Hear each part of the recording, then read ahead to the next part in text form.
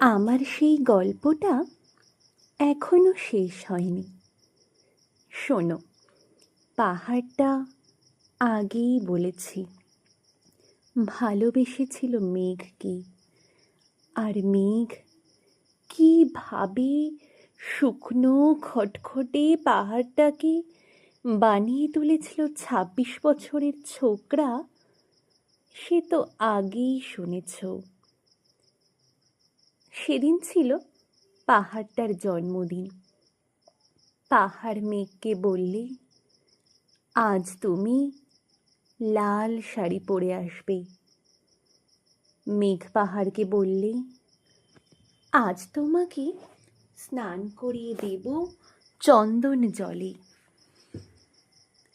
ভালোবাসলে নারীরা হয়ে যায় নরম নদী, পুরুষেরা জ্বলন্ত কাঠ। সেইভাবেই মেঘ ছিল পাহাড়ের আলিঙ্গনের আগুনে, পাহাড় ছিল মেঘের ঢেউ জলে। হঠাৎ আকাশ জুড়ে বেজে উঠল ঝড়ের জগঝম্প। ঝাঁকড়া চুল উড়িয়ে ছিনতাইয়ের ভঙ্গিতে ছুটে এলো এক ঝাঁক হাওয়া। মেঘের আঁচলে টান মেরে বললে, ওঠ ছুরি, তোর বিয়ে।